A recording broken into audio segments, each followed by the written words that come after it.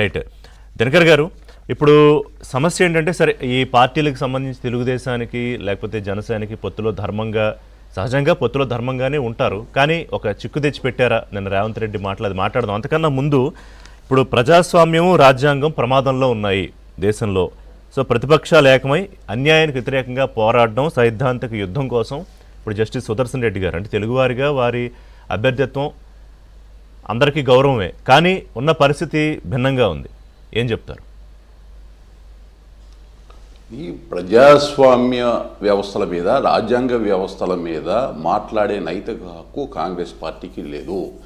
Emergency విధించి దేశంలో పౌరుల హక్కులను కాలరాసి ప్రతిపక్ష పార్టీల నాయకులని జైల్లోకి తోసి రాజ్యాంగపు హక్కులు, న్యాయ సూత్రాలని అధిగమించి కోర్టుల పరిధిని కూడా దురాక్రమణ చేసినటువంటి కాంగ్రెస్ పార్టీ ఇవాళ దయ్యాలు వేదాలు వల్లిస్తూ ఉంటే ప్రజలు నమ్మటానికి సిద్ధంగా లేరు.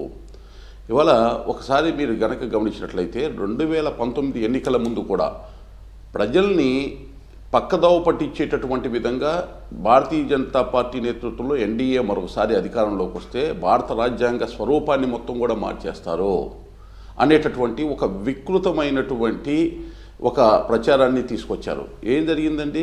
2024 తర్వాత ఏదైతే అధికారం ఏర్పడిన తర్వాత భారతీయ జనతా పార్టీ నేతృత్వంలో ఎన్డీఏ మూడవసారి ఆ విధమైనటువంటి పరిస్థితులు ఎక్కడైనా కనపడినాయా?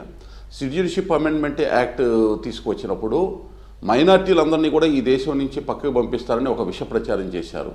సిటిజన్షిప్ అమెండ్మెంట్ యాక్ట్ అమల్లో ఉంది. ఎక్కడైనా ఆ రకమైనటువంటి పరిస్థితులు, దాఖలాలు కనిపించినవా?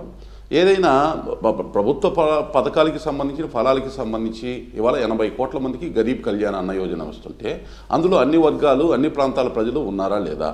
4 కోట్ల గృహాలు పిఎం ఆవాస్ యోజన కింద కేంద్ర ప్రభుత్వం నిర్మిస్తే అందులో అన్ని రకాల వర్గాలు, అన్ని ప్రాంతాల ప్రజలు ఉన్నారా లేదా? గడిచిన 11 సంవత్సరాల్లో 45 లక్షల కోట్లు, 55 కోట్ల జన్ధన్ ఖాతాల నుంచి నేరుగా లబ్ధిదారులకు అందిస్తే అన్ని రకాల వర్గాల ప్రజలు, అన్ని ప్రాంతాల వారు ఉన్నారా లేదా? ఈ విధంగా ఉదాహరణ చెప్పుకుంటా పోతే కోకొల్లలు. కానీ అబద్ధాల పునాదుల మీద మాట్లాడేటటువంటి కాంగ్రెస్ పార్టీ అటువంటి ప్రచారాలు, విష ప్రచారాలు చేయటం అలవాటుగా మారింది. వరుసగా 3 సార్లు ఓటమి తర్వాత నిరాశ, నిస్పృహ, ఇక భవిష్యత్తులో మాకు అవకాశమే లేదు అనేటటువంటి భావంతో ఇవాళ ఎన్నికల కమిషన్ మీద మాట్లాడటం జరుగుతుంది. అంటే కాదు, ఇప్పుడు ప్రజాస్వామ్యం ప్రమాదంలో ఉంది కాబట్టి దాన్ని పరీక్షించడము అంటే అసలు ఈ పార్టీలన్నీ కలిపి ఒక అభ్యర్థిని పెట్టడమే ఒక విజయంగా చెప్పారు నిన్న ఖర్గే గారు.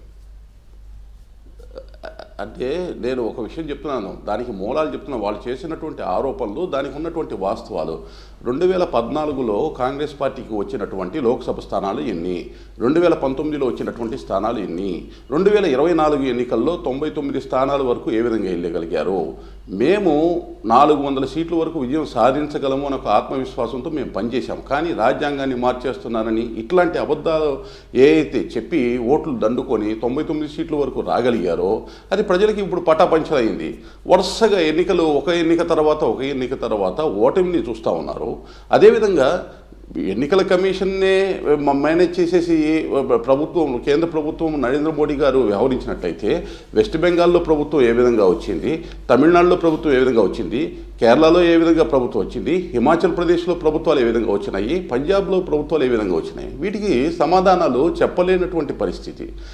ఏదన్నా ఒక ఆరోపణ చేసేటప్పుడు సహేతుకమైనటువంటి వాస్తవాలు, ఎన్నికల కమిషన్ వారిని ఆహ్వానించినప్పుడు 30 మంది సభ్యులతోటి ప్రచారం కోసం పరిమితమయ్యి ఎన్నికల కమిషన్ దగ్గరికి వెళ్ళి ఎందుకు తోకముడిచారు? ఇటువంటి అబద్ధపు ఆరోపణలతోటి ఏ విధంగా కూడా కాలాన్ని ముందుకు తీసుకువెళ్ళలేరు.